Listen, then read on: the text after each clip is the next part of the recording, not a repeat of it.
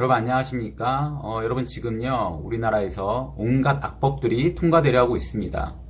이미 몇 년 전에 먼저 통과된 간통죄 폐지를 넘어서 낙태죄 폐지나 또 차별금지법 같은 정말 우리나라를 혼란스럽게 하는 악법들이 지금 통과되려 하고 있다는 거죠.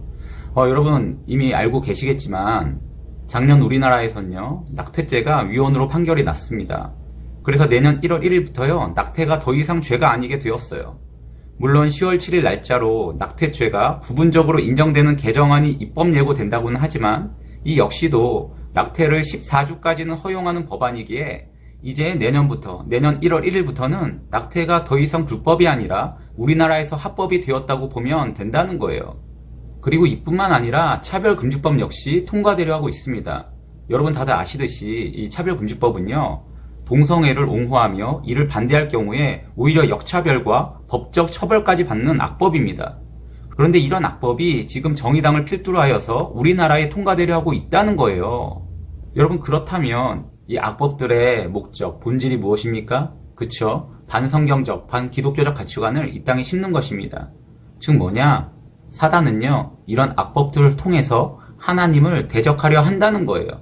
그래서 사단은 하나님을 대적하기 위해서 이 법안들을 사용하는데 간통이나 낙태, 차별금지법을 통해서 하나님을 대적하려 한다는 거죠.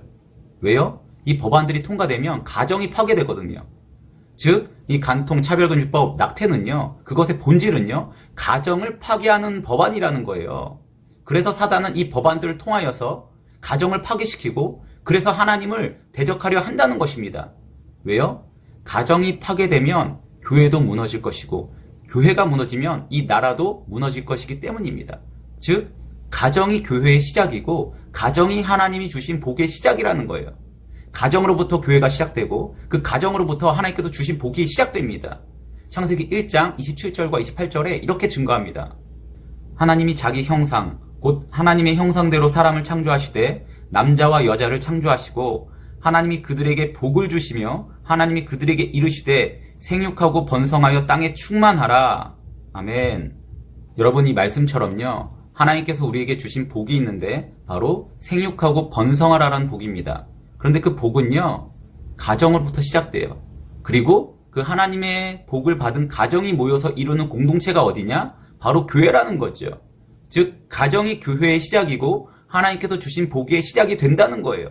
그래서 사단은 어떻게 하냐면 하나님을 대적하기 위해서 모든 것의 시작이 되는 그 가정을 먼저 무너뜨려 한다는 거죠. 여러분 그래서요 우리는 다른 어떤 것보다 먼저 우리들의 그 가정을 믿음으로 말씀으로 기도로 지켜야 됩니다. 물론 마지막 때 차별금지법과 같은 그 수많은 악법들과 우리가 정말 목숨을 걸고 생명을 걸고 싸워야 돼요. 근데 여러분 한번 생각해 보세요. 그렇게 우리가 목숨을 걸고 싸워서 그 모든 법안들 악법들을 막았다고 칩시다. 그런데 그렇게 막고 나서 돌아간 우리 가정이 다 무너져 있다면 그러면 아무 소용 없다는 거예요. 왜요? 그 사단이 결국 그 악법들을 통해서 우리 가정을 무너뜨리려 했는데 그 악법들이 통과되기 전에 우리 가정들이 다 무너져 있다면 사단은 정말 손 안 대고 코 푼 거나 마찬가지라는 거죠. 우리가 힘써 막아도 우리 가정이 무너지면 아무 소용 없다는 것입니다. 그런데 반대로 우리가 정말 말씀으로 기도로 예수 그리스도의 사랑으로 우리 가정을 정말 말씀을 굳건히 세우고 있다면 그 수많은 악법들 결코 우리를 흔들지 못할 것입니다. 그리고 절대 통과되지도 못합니다. 우리가 말씀으로 우리 가정을 세우고 있다면 그 모든 악법들은 결국 다 무너지고 말 거란 얘기죠. 여러분 우린 마지막 때가 가까이 올수록 우리 스스로 이런 말을 자주 하는 것 같아요. 죽기까지 싸워야 된다. 순교의 각오를 해야 된다. 물론 맞는 말입니다. 우린 예수님을 위해서 죽기까지 싸워야 되고요. 정말 복음을 지키기 위해서라면 순교의 각오 또한 해야 됩니다. 그러나 그 모든 것의 시작은 가정부터입니다. 가정에서 내가 먼저 죽고 가정에서 정말 순교의 결단으로 예수 그리스도의 사랑으로 내 남편과 내 아내, 우리 자녀들을 품어야 된다는 것입니다. 왜요? 그 가정이 하나님께서 우리를 보내신, 우리를 부르신 선교지이고 우리의 순교지이기 때문입니다. 여러분의 그 남편과 아내가 선교해야 될 영혼이고 여러분의 그 자녀들이 정말 소중한 다음 세대의 시작이 된다는 것입니다. 그래서 우리가 우리 가정을 정말 목숨 다해 사랑하고 지킬 때 바로 교회의 시작이 될 것이고 하나님께서 우리에게 주신 복의 시작이 우리의 가정으로부터 넘쳐 흐르게 될 것입니다. 그런데 가정에서도 우리가 죽지 못했는데 열방을 품는다? 우리 가정에서 내 남편과 내 아내, 자녀들을 위해서 정말 목숨을 다해 기도하지 못하는데, 그 영혼들을 위해 울지 못하는데 밖에 나가서 죽기까지 싸울 수 있다? 이거는 모순이라고 밖에 볼 수 없다는 거죠. 우리의 가정을 먼저 지켜야 된다는 겁니다.